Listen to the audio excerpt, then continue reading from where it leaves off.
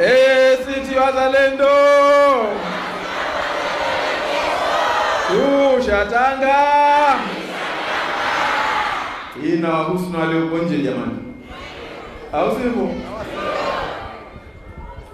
Shusha tanga, safari, safari, mimi na Zanzibar, Zanzibar na mimi. Hayo maneno ya Micheweni. Kwa sisi wenye Micheweni yetu tunajua kwamba hayo ndio mambo ya Micheweni. Ndugu makamu mwenyekiti wa chama chetu, ndugu naibu katibu mkuu, mwenyeji wetu, mwenyekiti wa mkoa wa kichama wa Micheweni, ndugu mratibu wa chama Pemba, ndugu makamu mwenyekiti wa ngome ya vijana, makamu mwenyekiti wa ngome ya wanawake kama limona, ndugu wajumbe wa kamati kuu, ndugu viongozi wengine mbalimbali waliopo, wajumbe wa halmashauri kuu,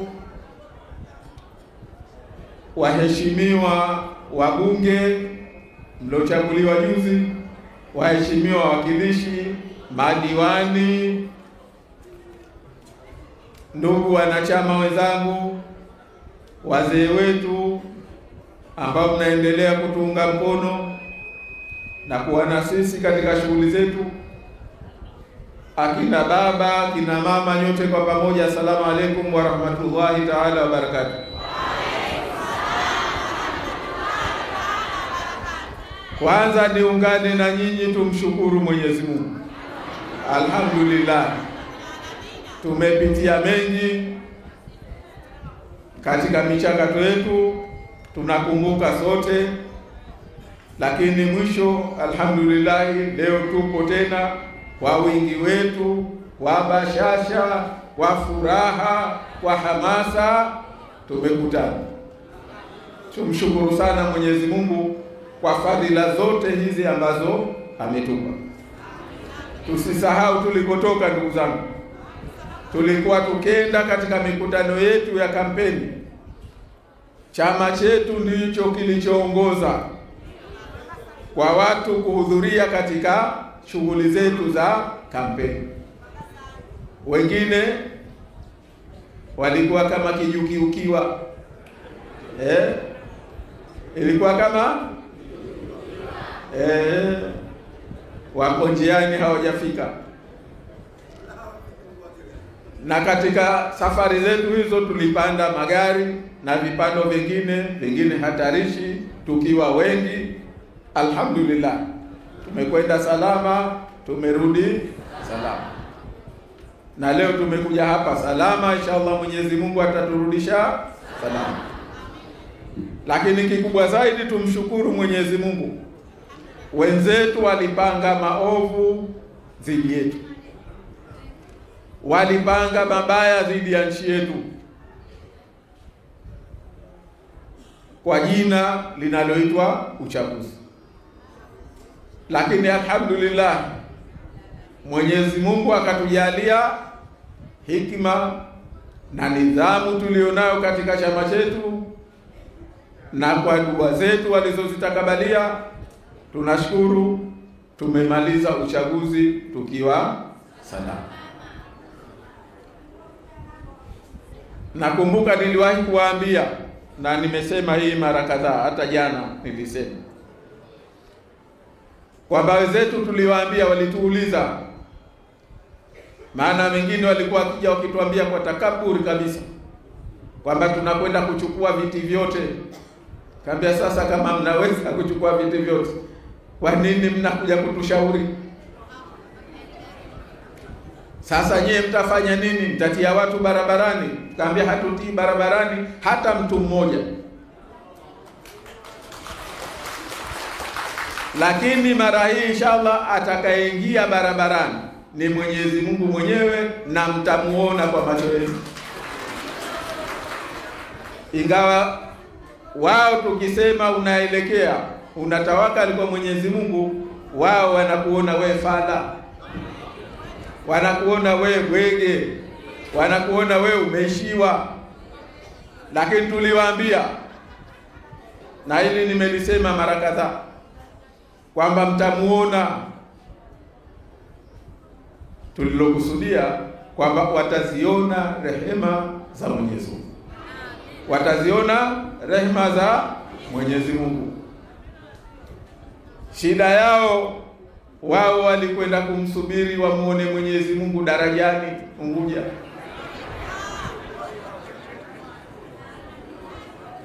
Lakini walimuona, hawakumuona? Wamemuona. Tunasikitishwa sana na aliyotokea kwa wenzetu Tanzania bara. Tunasikitika sana. Tunahuzunishwa kama inavyohuzunishwa dunia. Maana mpaka leo haijulikani idadi ya watu wangapi waliouliwa. Kuna watu na heshima zao na dini zao, lakini hawajulikani mpaka leo kama walizikwa au walifukiwa au walichomwa moto, haijulikani. Lakini kwa ufupi, kilichotokea kwa wenzetu, Mwenyezi Mungu atupishie nacho hata kukisikia. Tuna ndugu zetu, najua sote tuna ndugu zetu Tanzania bara, wanatuambia yaliyotokea, wameyaona yaliyotokea.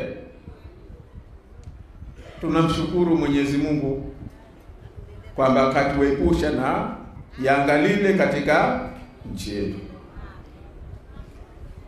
Lakini kwa upande mwingine ndio tunasema yale yamesababishwa na mikono ya Chama cha Mapinduzi. Wao walijipanga mwaka huu, maana walileta askari, wakaletwa mpaka JKT, wakaletwa askari wakija kujipanga kwamba mwaka huu hawa tutawamaliza. Mwenyezi Mungu katokea shinani kwao CCM. Mwenyezi Mungu katokea wapi?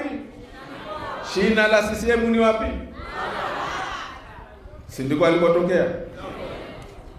Maafa yote haya huwezi kuyatenganisha na mikono ya Chama cha Mapinduzi. Tumshukuru sana Mwenyezi Mungu. Tumshukuru sana Mwenyezi Mungu. Na unaona maneno ya Mwenyezi Mungu yako kazini. Katuambia Mwenyezi Mungu anayempa hikma humpa hikma mtu aliyemchagua, lakini aliyempa hikma kampa kheri nyingi sana. Lakini hawalijui hili isipokuwa watu wenye kutafakari. Ndio anavyotuambia, si ndio? Mwenyezi Mungu. Kwa hivyo na sisi tumshukuru tena na tena kwa kutupa kheri hizo nyingi sana zilizotuepusha na makubwa, janga kubwa katika nchi yetu lililoandaliwa, lililopangwa. Alhamdulillah. Ndugu zangu, mlielezwa hapa madhumuni ya mikutano hii, ya kukutana huku na naibu katibu mkuu. Yeye aliwaambia mambo mawili, kwamba kazi yetu ni kuwaeleza msimamo wa chama chetu na pia kuwasikiliza na nyinyi. Lakini mimi niseme na la tatu, na ambalo ndio muhimu sana.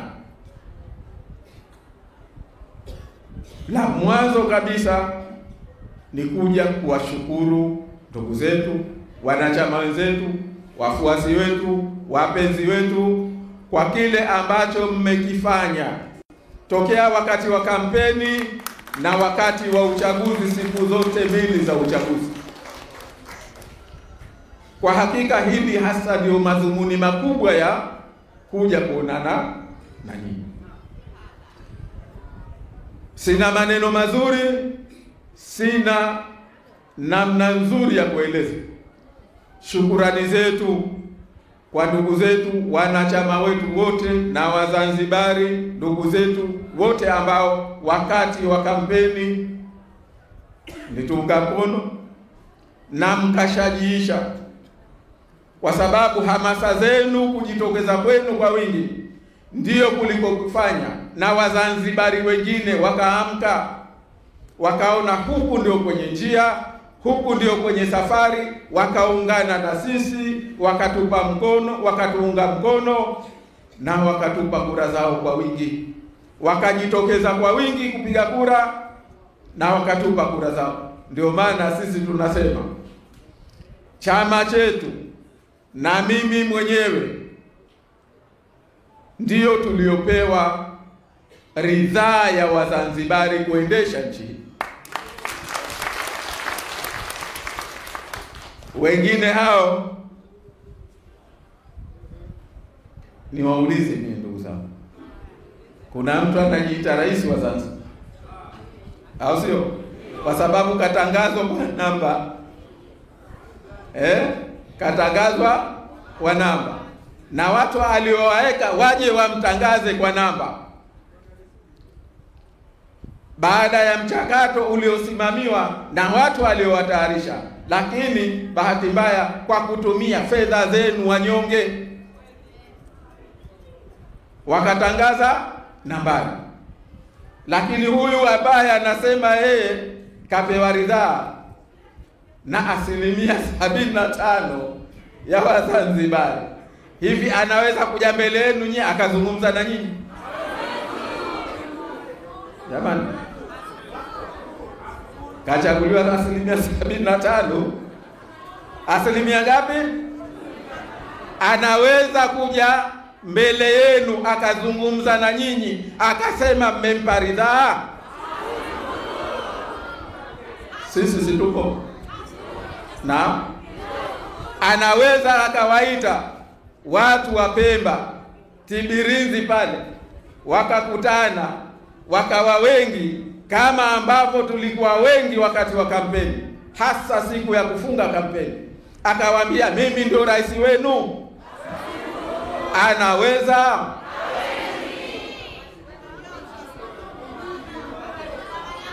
Ni kwa sababu ndugu zangu, nyinyi ndugu zangu, kwa mahudhurio yenu, kwa hamasa zenu, mliwafanya Wazanzibari wakamkataa kwa wingi wao,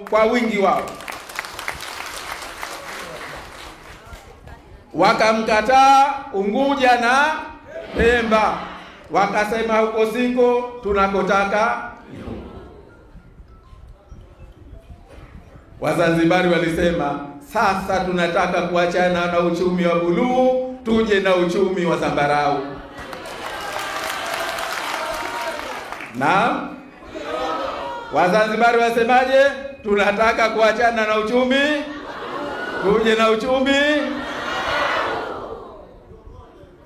Leo ndio maana tuko hapa. Lakini niwashukuru sana kwa kujitokeza. Kwanza kwa kusimama na maagizo na nidhamu ya chama chetu, kwamba tarehe 28 tuachie wakajipake wakagaregare. Ile ilikuwa ni Mwenyezi Mungu kutaka kuadhirisha. Hawa watu wanatembea na suruali imepasuka, lakini walikuwa wanatembea njiani. Mwenyezi Mungu akasema subirini, hawa mtawaona. Kawaekea ngazi tarehe 28, wakapanda, hatukukimbizana. Mambo yote hadharani, au sivyo? Kumbe suruali mbovu imepasuka, mambo yote si kilichotokea. Sisi tulisema tusende tukawavua nguo, watazivua wenyewe. Wakaona wamepata kwa kupanda ngazi, kumbe ilikuwa ni nafasi yetu na dunia kuona hawa jamaa hivi ndivyo walivyo. Mambo yote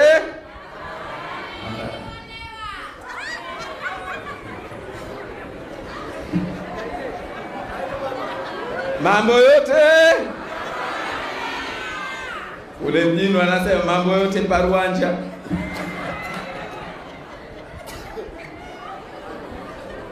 Hiyo ilikuwa ni kwa sababu ya nidhamu tuliyojenga katika chama chetu. Ilikuwa kwa sababu ya nidhamu yenu ndio tukalifikia hilo.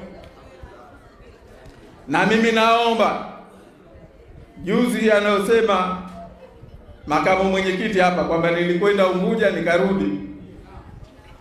Mmoja nilikutana na mzee wetu aliyewahi kuwa rais wa Zanzibar. Sina haja kumtaja jina. Lakini akenipa salamu. Akasema nawapongeza wanachama wako, wanachama wenu kwa nidhamu yao kubwa walionayo ambayo imewezesha nchi yetu tukavuka salama na tukabaki salama. Hizi salamu alinipa na mimi jana nilizifikisha kwa watu wachake na leo nazifikisha kwa watu wa nchi yetu. Aliniambia nakupongeza wewe mwenyewe, na hili ninalisema kwa dhati ya moyo wangu, na nawapongeza na wanachama wa chama changu. Nakupongeza wewe kwa kauli yako uliposema ndugu zangu tutulie. Baada ya kauli yako ile taarifa tuliyoitoa usiku watu wakatulia, na baadaye ukaja kuwaambia jamani, kilichoibiwa ni furniture. Muhimu nyumba yetu imebaki salama. Tungebaki na tungepata furniture, nyumba haiko salama, tungekwenda kuziweka wapi? Chini ya mboribo. Sasa hizo ni salamu za mzee wetu kwa sababu ya kuthamini kile ambacho tumekifanya, kwa kuthamini tulivyo, kwamba kweli ni watu tunaojifahamu, watu tunaojielewa. Lakini kubwa, ndugu zangu, mimi naomba kwa dhati kabisa, sina namna nzuri. Kuna watu tuliwaamini, tuliwaita, tukawapa kazi kubwa ambayo ilikuwa ni msingi wa yale tuliokuwa tumeyafanya. Nao ni mawakala. Mimi naomba mawakala wetu hawa, inshallah kuna siku tutakuja kuwapa nishani, tutakuja kuwapa zawadi stahili.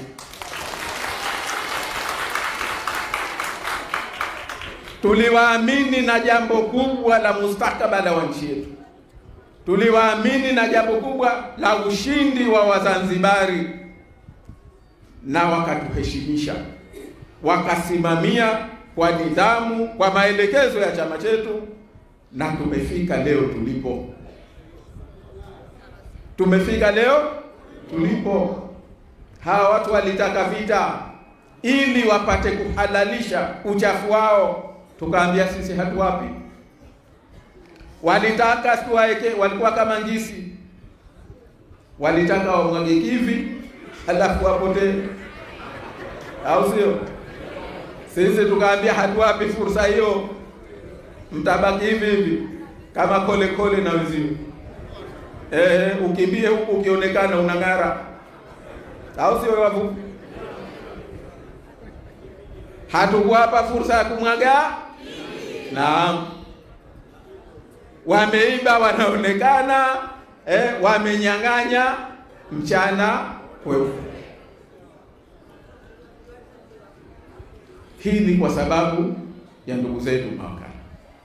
Tuliwapa jambo kubwa na wakajiaminisha, na mimi niseme chama chetu kitaendelea kuwaheshimu na kuwapa fursa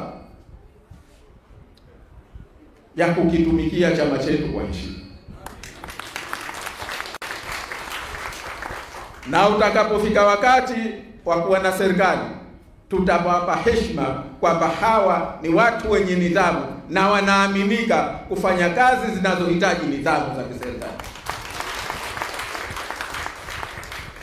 Nilikuwa nawaambia jana, maana wakala waliona kama hatukuwa sema inavyostahili. Nikaambia tulivyowaheshimu, tulivyowaamini mawakala ni sawa sawa na watu wanavyowaamini madaktari. Naam. Maana bwana Mswahili katika mambo yote, lakini linapokuja swala la mkewe, hata baba mzazi aliyemzaa amwamini wewe, au sivyo? Usema ni mtumume naye, na mtumume muamini kwa chochote, pesa nini, lakini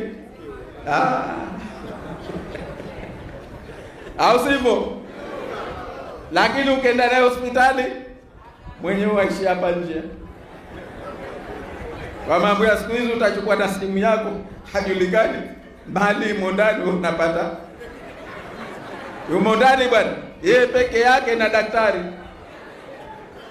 huyajua yanaendelea, mwenyewe umekaa na simu.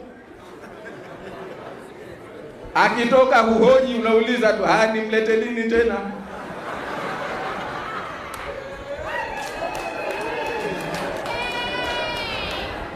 Alafu utapewa kikaratasi, ukalipie pale kidirishani, na wewe mwenyewe utakwenda kuzifundua ulipe. Kwa mtu kukaa peke yao ndani, wewe uko nje. Mnafikiria mzaha jamani? Yote yamewezekana kwa nini? Kwa sababu ya imani tulionayo kwa jambo lilokuwa kumwamini baba mzazi, daktari, kwa sababu ya imani kwamba atalitekeleza jambo lile kwa kufata miiko ya kazi yake, au sivyo?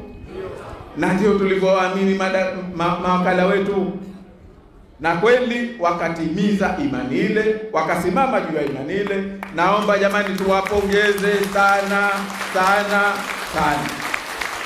Hayatoshi makofi hayo, tuwaongeze tena. Mawakala safi, mawakala safi. Kwa hilo wamewashinda madaktari. Kwa hivyo hilo ndio ambalo kubwa tulilokuja kuwashukuru. Lakini baada ya hayo, nauliza, tunakwendaje? Kwanza tuko wapi? Mnajiuliza. Tuko Micheweni. Lakini kwa safari hii tusharuka. Micheweni tuko sasa hivi tu hapa. La kwanza kwa sababu ya tuliyoyafanya.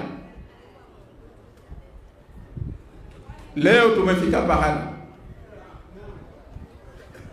tuna watu ambao wanasema wameshinda kwa 75%. Wao wana huzuni, wao macho chini, wao vichwa chini. Unajiuliza, hawa walioshinda wako wapi? Sisi tunajua, na tupo wengi sote. Tunajua machozi yetu yaliyotutoka, tunajua maumivu makubwa tuliyopitia na tunaendelea kuwa nayo. Tunajua majonzi tulio nayo. Lakini ndugu zangu, mimi naomba pia tukumbuke majonzi yenu ya mtu mmoja mmoja, sisi viongozi wenu. Majonzi yote hayo, machozi yote hayo, maumivu yote hayo yanakusanywa, yanakuja kwetu. Msione tunakwenda tunatembea. Ndio hapo unapokaa ukawasifu akina mama. Wanafanya kazi nzuri bwana. Paka leo mtu baada ya mateke hayo ukaweza ukasimama ukazungumza mbele ya wenzako.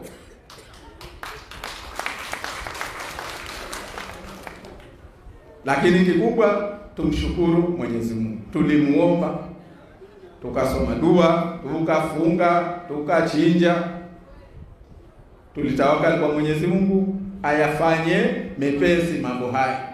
Ndio tulipoiona ile umuhimu wa dua ya Nabii Musa, Rabbi shrah li sadri wa yassir.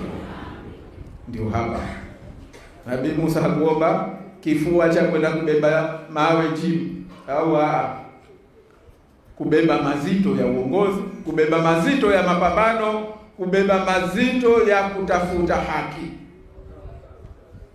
Kunahitaji kifua. Rabbi shrah li sadri wa yassir, ndio inapokuja. Lakini leo tuna wenzetu wanahangaika. Sasa katika hilo kila mtu anajiuliza, tunakwenda wapi? Tunaelekea wapi? Cha kwanza mimi nitangulie kusema, ndugu zangu, kwamba baada ya kutokea yote haya kuna mengine tuliyatarajia na tukawa tumejipanga. Kuna mengine tuliyaona yanakuja na tukajua namna ya kujipanga.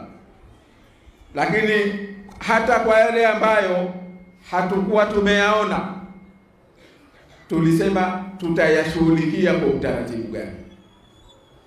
Kwa hivyo la kwanza, baada ya kutokea haya, tunasema kuna milango mingi ya kupita. Mlango wa kwanza ni wa kisharia, na mlango wa kisharia bahati mbaya hawa watu 2018 walipoamua kuleta kura ya mapema wakafanya na uhuni mwingine. Nao kwanza ni kupunguza muda wa mtu kupeleka malalamiko kutoka siku 14 wakarudisha ikawa siku 7, ili tusiwahi watuchinje halafu tusiwe. Maana ukishakufanywa hayo si utapigwa na mugma, mpaka unakuja kutanaba siku 7 zishapita. Tumefahamu. La pili, wakaona hawa wanyonge, waliona hawa wanyonge, wakaweka gharama kubwa ya kupeleka kesi ya kulalamika mahakamani. Jambo la ajabu kwa watu hao, kwamba mtu anapokwenda kugombea uwakilishi si kwa sababu ana pesa, ni kwa sababu wenzake wamemwamini, wanyonge wenzake, maskini wenzake wamemwamini. Leo anapokwenda ukamnyang'anya, akanyang'anywa, unamwambiaje umtoze pesa ambazo hawezi kuzipata hata kwa miaka miwili? Tena hata kwa takwimu za kiserikali zenyewe zinasema kwamba hicho ulichokiweka kwamba ni kiwango mtu alipe kwa kesi ya uchaguzi ni pato la mwananchi la mwaka mzima. Ndio nchi yetu hii wenyewe wanasema kwamba pato la wastani wa mwananchi Zanzibar ni dola 1200, na mimi naamini hazifiki. Sasa hizo ni karibu 2,200,000 na 800,000, 2,200,000 na 900,000. Sasa unapokwenda kuweka wewe kwamba gharama ya kufungua kesi ni shilingi 2,200,000 na 500,000, maana yake huyu mwananchi unamwambia wewe kuna haki ya kwenda kupata haki yako, kuna haki ya kwenda kutafuta haki yako. Ndiyo maana yake. Sijui kama mnafahamu jamani. Wewe mwenyewe unasema hawa wananchi wangu maskini. Msikilizeni huyo alotangaza nini jana kama rais. Anasema yeye kazi moja atakayoifanya ni kuongeza pato la mwananchi kutoka dola 1,200 ya sasa hivi mpaka dola 1,800. Umefanya nini? Umeongeza. Kuna wenzetu nchi za visiwa kama sisi tayari wako dola 13,000 kwa mwananchi. Maana anachosema tu, we mwananchi badala ya kwamba sasa unavaa ndara utakwenda kuvaa emo. Hiyo ndio hali ya wananchi wetu walivyo kwa kauli yenyewe ya serikali. Unakwendaje kutunga sharia ukaweka gharama ya kwenda kudai haki yako shilingi milioni 2.5? Huu ni ujuha, huu ni wazimu, huu ni kuonesha kwamba hatuna watu ambao wanataka maendeleo ya mwananchi, wanamjali mwananchi. Hawa ni wakandamizaji, ndio kazi yao, ndio jadi yao. Kwa hivyo sisi tukasema kwamba la kwanza tuchupe huo mtego waliouweka wa muda. Ndio maana tumechukua hatua hizo tulizochukua, kwamba uko tunakokwenda iwe itakavyokuwa, lakini hili tumeliwekea msingi. Sijui kama tumefahamiana. Kwa hiyo tumechukua hatua ya kwanza ya kufungua kesi katika majimbo yote Pemba, ubunge na uwakilishi. Na chama chenu, pamoja na kwamba tumetoka kwenye uchaguzi, najua tulivyoendesha mambo yetu. Wenzetu walikuwa na mapesa kutoka Tanganyika, kutoka mkoa makao makuu yao, waliletewa shilingi bilioni 7 kwa ajili ya uchaguzi. Mbali walizokusanya wenyewe, mbali wengine wakakwapua, lakini mpaka siku kesho uchaguzi waliendelea kupokea michango shilingi bilioni 1 na milioni 250 na mtu akazitia mfukoni. Wanatuambia wenyewe. Kuna mwenzetu mmoja tumeletewa mchango wa bilioni 1 na milioni 250, kazitia mfukoni bwana. Sisi tulikuwa tukiendesha mambo yetu, najua gari chupa mkodoni, taa nyekundu inawaka, na kuja na drop yako ya mafuta unatia, safari inaendelea. Lakini pamoja na hali hiyo tumelisimamia hili, tunaendelea kulisimamia, na tumetafuta uwezo kwa kadri tulivyoweza ili kuyagharamia haya. Tunashukuru wote ambao wamesaidia, wametoa mchango wao katika hili. Tumesimamia hayo majimbo 14 ya ubunge Pemba, majimbo 8 ya uwakilishi, majimbo 17 ya uwakilishi Unguja, na majimbo 17 ya ubunge. Tunafahamiana. Lakini la pili tulilolifanya, tukasema kuna change ya mwizi, na hii naomba isituchanganye. Kuna change, katuibia 100,000, kuna 10,000 imemdondoka. Jamani tuiwache? Jamani, 10,000, 100,000 kaiba, 10,000 imemdondoka. Ndio hivi viti ambavyo vimewachanganya hata wengine. Wakatuambia eti hivyo ndio viti.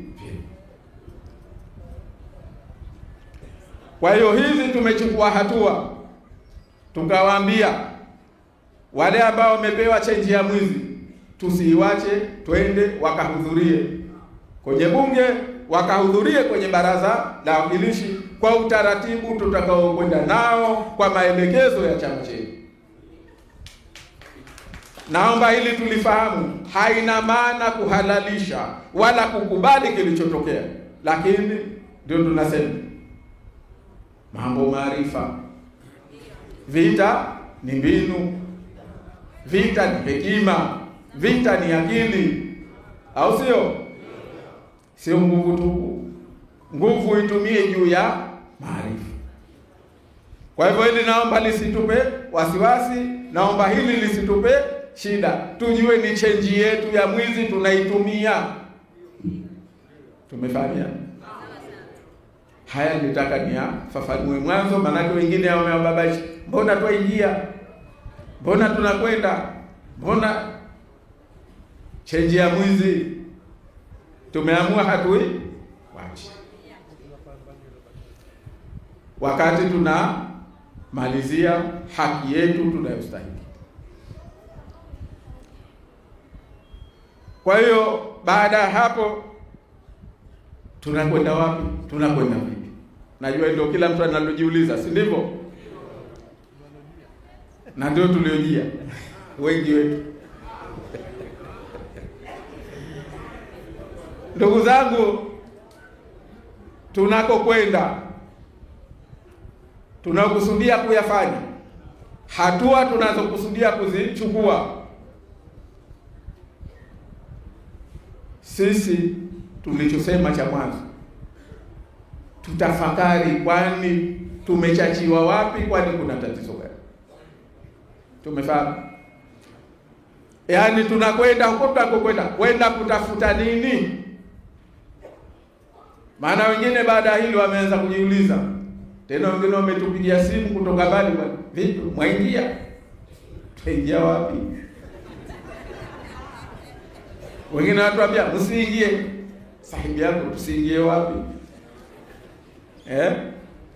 Huu umekuwa ndio mjadala kwa watu wengi. Kuingia msiingie, au sivyo? Sisi tunachosema, jamani, kwanza suala la serikali ya umoja wa kitaifa kwanza si kipaumbele chetu, sio kipaumbele cha chama chetu, cha mipango yetu, cha safari yetu. Sisi tunachosema, twende tukatibu, twende tukamalize lile kubwa ambalo ndio msingi wa harakati zetu. Na ili mtufahamu, naomba kuna mambo mawili tuyazingatie sana tena.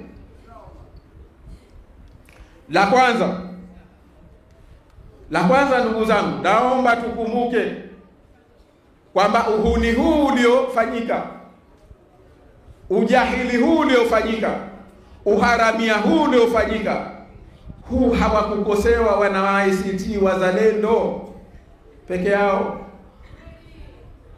Huu haukukosewa wanachama wa ACT Wazalendo peke yao.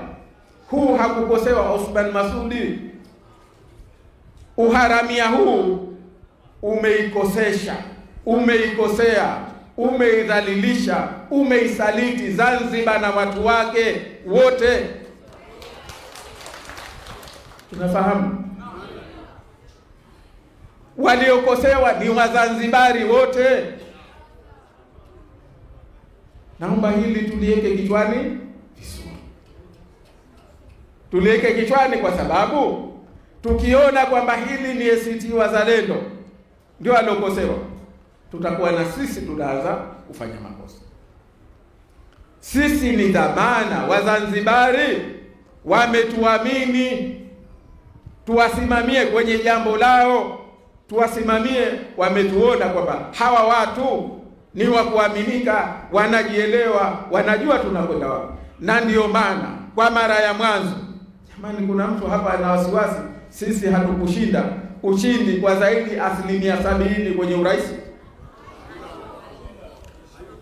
Wazanzibari kwa mara ya kwanza wameungana bila kuzingatia itikadi zao, mirengo yao, kazi zao, nafasi zao, wakatuunga mkono.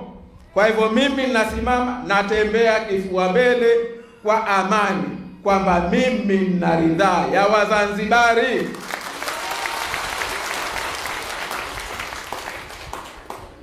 Wengine wao wana namba za Zeki, wana namba za Joji Gazi. Tumefahamia? Na Joji Gazi na Zeki sio Wazanzibari. Ndio maana nakuja mbele yenu kwa amani, kwa furaha, kwa bashasha, tukazungumza mambo ya nchi yetu. Huyu alosema, alotajwa na Zeki, anaweza kuja mbele yenu?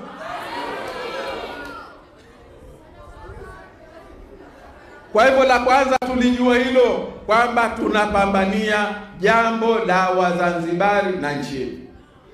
Leo tumefikishwa pahala nchi hii, ndugu zangu, watoto wetu wadogo wamechukuliwa wakenda kufundishwa wizi na maharamia hawa. Watoto wadogo hawakwenda kupiga kura. Tumeambiwa hapa. Nchi gani, kiongozi gani, uongozi gani ambao utakwenda kuwachukua watoto wadogo ambao umepewa dhamana ya kuwanyoosha wawe raia wema, wewe unakwenda kuwafundisha uwizi wakiwa chuchuni? Eti jamani, ndio tunajenga taifa gani? Ndio tunajenga Zanzibar gani? Mambo lazima tu tafakari. Haya ni makosa makubwa tumefanyiwa Wazanzibari. Huu unafiki mkubwa wa kiuongozi. Watu wastaarabu, sisi dini yetu, Mwenyezi Mungu mtazameni hekima zake. Anasema katika watu ambao kawapandisha daraja ni waja wake wema, ni wale wanaoomba kwamba wapate watoto wema, wapate ahali wema, ili wapate wafuasi wema, na yeye awe kiongozi wa watu wema. Anasema kwenye surati Al-Furqan, si ndio? Katika Ibadur Rahman nani kawataja, lakini miongoni mwao kasema walladhina yaquluna rabbana hablana min azwajina wa dhurriyyatina qurrata ayuni waj'alna lilmuttaqina imama. Hayo ndio maneno kuomba tu, wewe anakupa daraja kwamba uwe na watoto wema.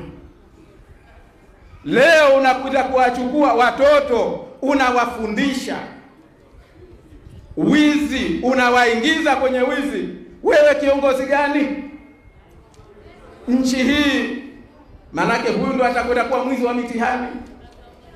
Huyu akijakiwa na kazi ndio atakuja kuiba. Huu dhalimu mkubwa, hii dhulma kubwa iliyofanyiwa nchi yetu, lazima tuweke kichwani, tusione yaliyotokea ni madogo, ni makubwa kwa nchi yetu, na sisi ndio tunalotizama. Leo wamechukuliwa askari, watu wa kulinda nchi, watu wa kulinda raia na mali zao.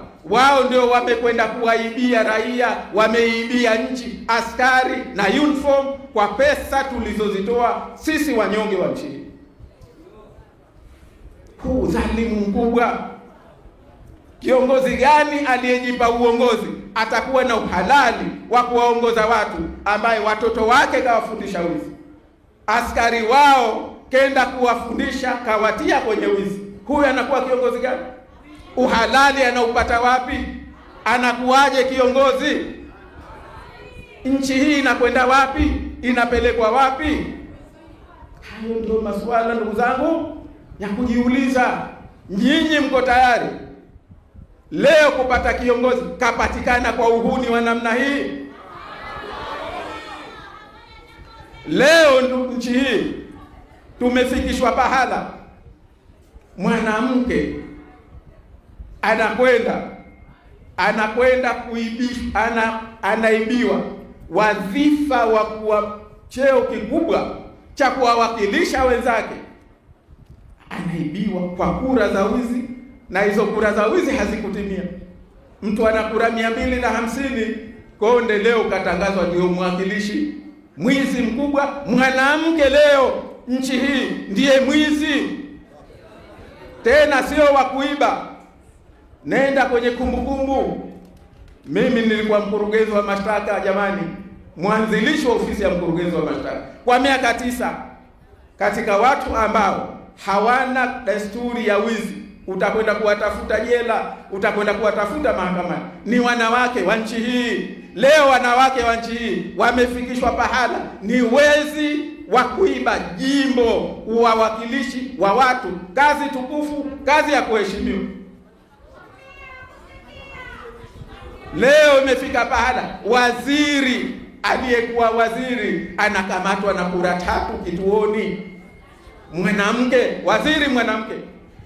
Tena huyu ndio waziri wa wanawake na watoto.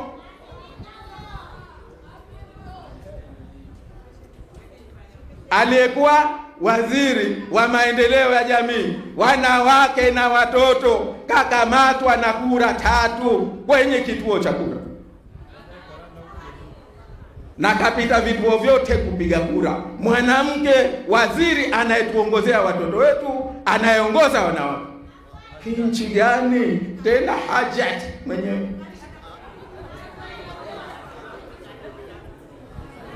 Mwingine anasema wengine hawendi Maka, wenda Makani. Au sio? Ndio nchi yetu ilipo. Jamani, tutakubali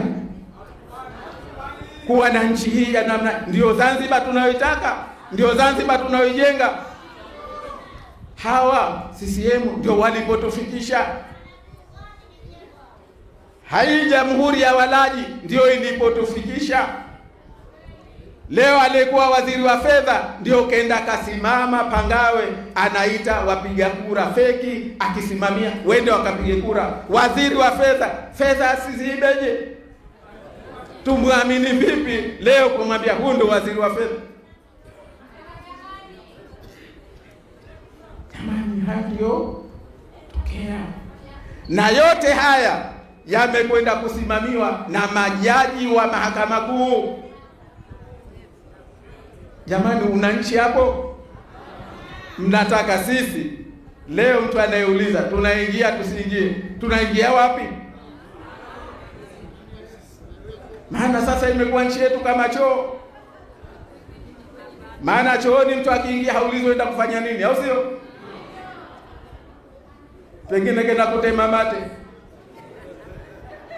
Nyembe sikia mtu kwenda chooni akaulizwa enda kufanya nini chooni? Tumekuwa nchi yetu ya ovyo, vurugu, ya kiharamia. Uchaguzi huu umekuwa kama vile tumeingiliwa na wale wauza dawa za kulevya. Maana wale wakiingia mjini wao hawajui wakumuua, watamuua, vurugu tupu. Ndio nchi hii inakopelekwa. Hatukubali nchi yetu kufikishwa hapo, kupelekwa hapo. Tumefahamiana? Hayo ndio mambo ya kujiuliza, ndugu zangu. Hayo ndio mambo yaliyoko, ndio tunayoyaona sisi viongozi wetu. Si swala la kuingia na kutokuingia, si swala la kiti cha wawakilishi, si swala la kiti cha ubunge au udiwani. Haya ni madogo. Makubwa tuwe na nchi. Ndugu zangu, nayasema haya kwa sababu nchi hii si ya babake mtu, si ya mamake mtu, ni nchi yetu. Watu wanafanya leo kama nchi yao, wafanye wanavyotaka. Halafu wanataka eti tukakae pamoja tujadiliane. Sasa mtachukua vingapi? Tuwape vingapi? Wazingani?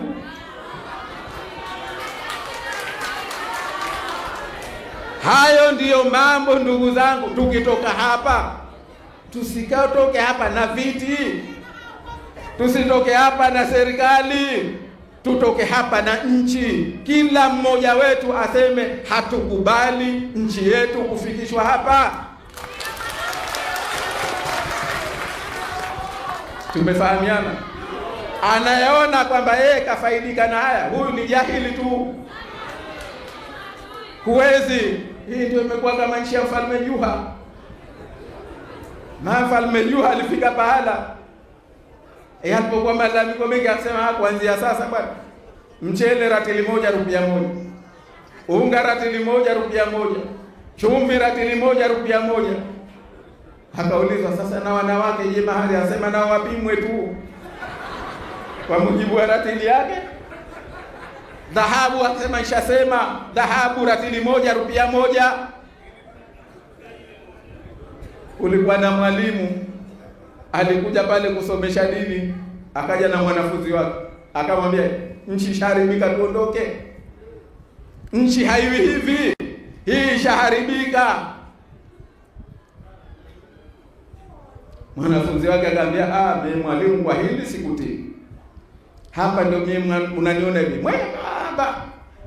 Hapa sasa ndio pa kunenepa. Nitakaa nile ninenepe. Mwalimu akaondoka. Baada ya kuondoka, bwana yule kaka, na kweli bwana, baada ya miaka 2-3 mlangoni hapiti hapa. Jitu nene kweli kweli. Ikatokea kesi. Mtoto kaangukiwa na ukuta kafa. Wakaenda wakashikwa mafundi kwanza, mwenye nyumba zani au mafundi wangu. Mafundi akaja akasema, kibarua wangu ndiye aliyeponda udongo ukawa laini, ukuta ukaanguka. Alipoitwa kibarua yakasema, akasema kweli mimi ndio niloponda udongo, lakini alinifanya nikatia maji mengi. Alipita bwana mmoja mnene hapa, nikastaajabu, mtu anakuwa mnene kiasi hichi? Akatafutwa bwana mnene, kumbe ni yule mwanafunzi. Akaambiwa ndio yule wa mtoto, kwa kuwa mnene hivyo ndio fundi kibarua akakosea kuponda udongo, kwa hivyo wewe ndio ule uliwa, itabidi uuliwe kwa kuua mtoto. Cha mfalme jua.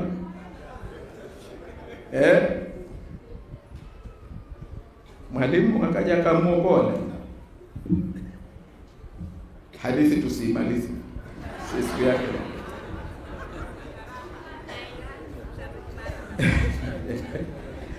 Lakini nasema yakitokea mambo, la kwanza tujiulize, hii nchi iko wapi?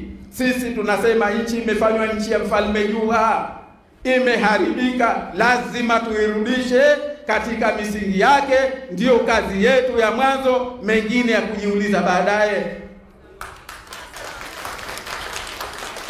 Tunafahamiana jamani? Tunaelewana? Micheweni Watumbe tupo, Wakonde tupo, Wawingwi, Wamicheweni, tunafahamiana jamani? Tuna janga kubwa, tulisimamie hilo, tulitafakari hilo, na tuchukue hatua zetu kulirekebisha hilo. Tumefahamiana? Sasa sisi viongozi wenu, hilo ndio lilotukaa kichwani. Kuna juhudi zimeanzishwa na baadhi ya watu wenye hekima katika nchi. Sisi kawaida yetu tunasema kwamba sisi hatujawahi kukataa mazungumzo. Swala tunakwenda kuzungumza kitu gani? Kwa hivyo ndugu zangu, tunachosema, tumeanza kuchukua hatua hizo.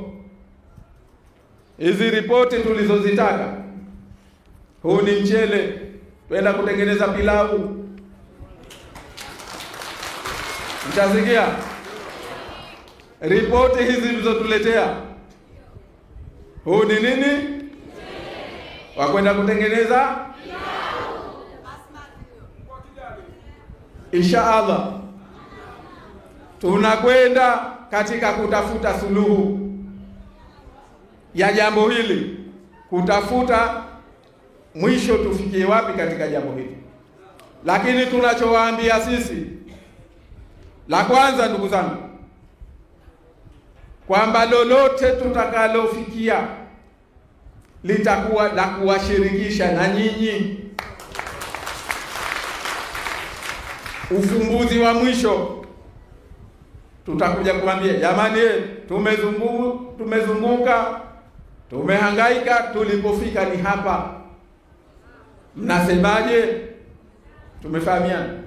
Lakini ja pili muhimu, niwaambie ndugu zangu kwamba katika hili tuache kufikiria mambo haya madogo, sijui mnaingia hatuingii. Haya sasa hivi hebu tuyatoe katika kichwani mwetu. Sisi hatuko huko. Maana mtaanza kuambiwa, bora maingie, maana tusipoingia. Jamani, siasa hizi zimeanza.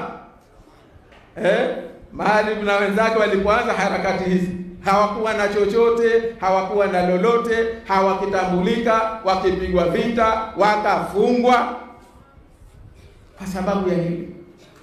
Sasa nyinyi mna wasiwasi wa nini? Sisi JNU sio ile tujengea chama. JNU sio ile ujenga harakati hizi. Ni njia moja ambayo tulidhani kwamba itatufikisha kwenye muafaka wa nchi yetu. Imeshindikana. Kwa hivyo sisi hatuendi kujadili hilo. Sisi tunakwenda kujadili haya ambayo nimeyazungumza. Nchi yetu hapa ndio ilipofikishwa. Hii ndio ilikuwa safari ya Mzee Karume. Hii ndio ilikuwa safari ya Jumbe. Hii ndio ilikuwa safari ya wengine. Hii ndio ilikuwa madhumuni ya Rais Amani Karume na Maalim Seif ya kuleta JNU. Ilikuwa tufike hapa kwenye upuuzi huu, kwenye ujinga huu, kwenye ujuha huu. Haiwezekani. Hii nchi ya waungwana lazima tufikishe pahala. Hatuwezi kufika pahala tukawa na kiongozi kapatikana kwa njia ya kidhulma namna hii. Hatuwezi kuwa na kikundi kilichofanya uhuni wa namna hii, halafu kikaenda kikakaa wakatagemea twende tukawaite waheshimiwa wakajipa mamlaka ya nchi hii. Lazima nchi yetu tuirudishe kwenye misingi. Tunafahamiana, tunakubaliana katika hilo. Katika hili ndio maana tunasema, makamu mwenyekiti kasema, naomba kama mlivyotuamini kwenye mengine leo tukafika hapa, naomba mtuamini katika hili.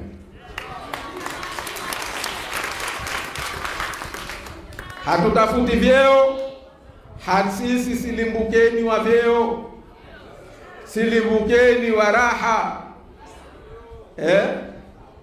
Sisi tunachotafuta ni nchi yetu, ndio ahadi tuliochukua.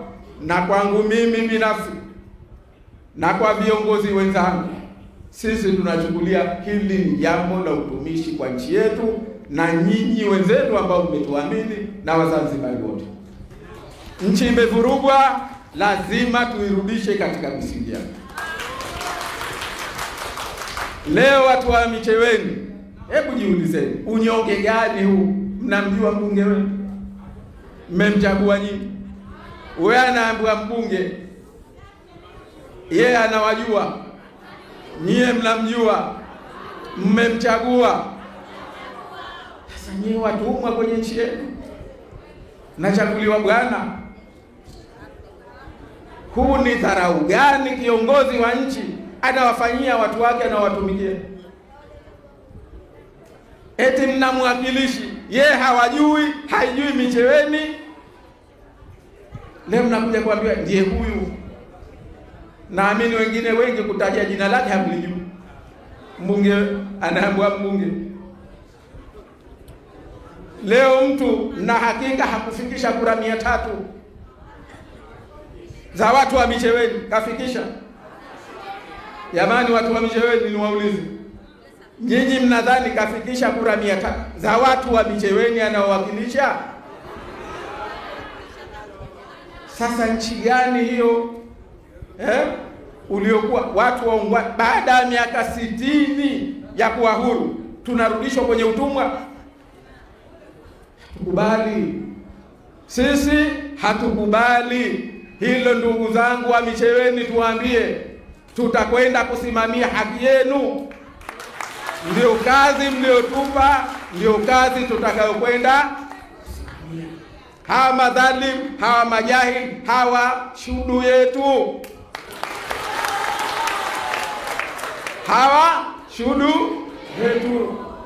Kwa sababu sisi hatutafuti kitu, sisi tunatafuta nchi yetu. Na mmetupa ridhaa yenu au hamjatupa ridhaa? Si ndio mnataka tukasimamie? Mnatuamini katika kwenda kuyasimamia hayo? Mnatuamini? Ahadi yangu kama kiongozi wenu ni kwenda kuyasimamia hayo, kuhakikisha haki ya nchi hii kupata viongozi waliochaguliwa na wananchi inarudi.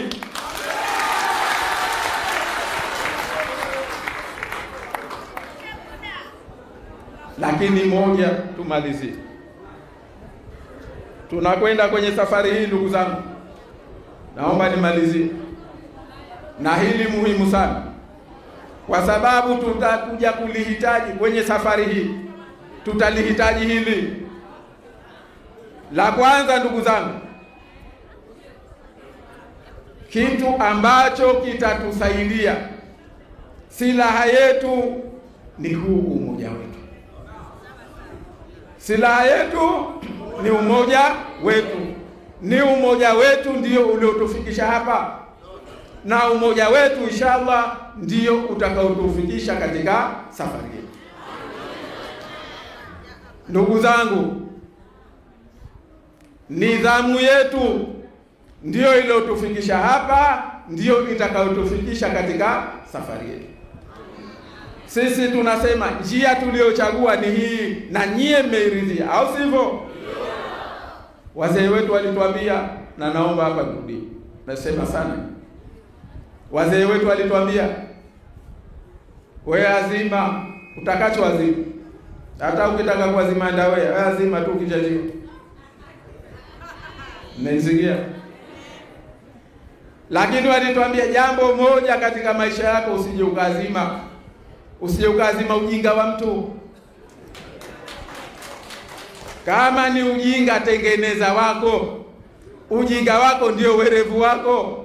Werevu wako mwenzako atauita ujinga, wewe usijali. Sema mie huu ndio werevu wangu. Tumefahamiana? Tuliamua hili, naomba tubaki katika werevu wetu huu. Mwingine akiuita ujinga, mwambie ni ujinga wangu, ni ujinga wetu. Sawa sawa? Akitokea mmoja au mwenzetu akaanza kujiona yeye mwerevu, akaona labda bora tungefanya hivi. Tumeamua hapa, tumeamua kwa pamoja, njia yetu ni hii. Tubaki katika njia yetu, tubaki tukiwa kitu kimoja. Tusimame, kama ni werevu ni werevu wetu, kama ni ujinga ni ujinga wetu. Hatutokubali nchi hii tufikishwe pahala tuletewe, turudishwe katika utumwa. Ndio tulilolichagua, si ndio? Tusimame katika njia hii, kwamba tunakwenda kudai hilo. Sawa sawa, hilo lote suluhu tunakwenda kudai jambo. Jamani, tuko pamoja katika hilo? Tuko pamoja? Basi la mwisho kabisa, kama tuko pamoja, niwaombe kwamba tuendelee. Kama ni subra, tuendelee nayo subra kweli kweli. Kama ni dua tuendelee nazo kweli kweli. Lakini kitu kimoja, sisi tuendelee na maisha yetu, taasisi yetu, chama chetu, tuendelee kukiimarisha. Tuendelee kukiimarisha, tufanye shughuli zetu za chama, tufanye vikao vyetu vya chama, tuimarishe taasisi yetu. Kama tunajenga tunataka kulipaka rangi, tulipake sasa. Tunafahamiana? Hamna wasiwasi? Mna wasiwasi? Sisi tumewapa tulichowapa. Tumeipa nchi yetu amani, tumeivusha nchi yetu kwa amani, tumewavusha watu wetu wamebaki salama. Tumewapa hawa na fursa ya wakae watafakari. Tumewapa fursa ya kuwaeleza tunayotaka kuwaeleza. Wameyakubali, sawa. Hawakuyakubali, jamani, safari, awamu ya pili ya safari yetu ndio inaanza sasa. Awamu ya pili ya safari yetu. Hawa wanatuona sisi wajinga, wanatuona sisi mabwege. Sisi tulichofanya ni hikma, lakini kama wanataka wanayoyataka, kuna mtu anayeogopa? Ndugu zangu, hayo yanahitaji tuwe pamoja kweli kweli, tuwe pamoja kweli kweli tunapokwenda, kwa sababu hii nchi hii ni jamhuri, na jamhuri manake ni watu, na watu ndio nyinyi. Wao walidhani jamhuri ni nguvu, wao wana nguvu, sisi tuna watu. Tunaamini watu ni nguvu zaidi kuliko nguvu walizonazo, lakini tunaamua kutatua mambo yetu kwa hikma, kwa busara, kwa taratibu. Wakishindwa washindwe wao. Naomba tutoke kwa amani, tubaki kwa amani. Tutakao wahitaji kuwauliza, kuwashauri, kutaka mashauri yao, tutawatafuta, tutaambizana, lakini mwisho litarudi kwenu, kwa sababu ninyi ndio mwenye jambo lenu. Nyinyi ndio mwenye jambo lenu. Nyinyi ndio mlosema, hawa CCM wametuzoea miaka yote. Hawa wametuzoea. Mwaka huu tunataka kuambia sisi hatuzoeleki tena. Waache kutuzoea. Tumefahamiana? Tunasema sasa basi. Sasa yaliyopita, yaliyotokea, yametokea. Sasa hebu semeni tena. Sasa walikuwa hawajasikia eti kwamba sasa tunakwenda inshallah. Niwaambie, mtuamini, kwenda kusimamia haki ya nchi hii, haki yenu. Tuko pamoja. Hebu tunyanyue mikono nione. Tuko pamoja.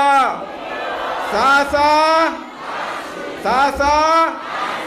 Asanteni sana, mimi nawashukuru sana.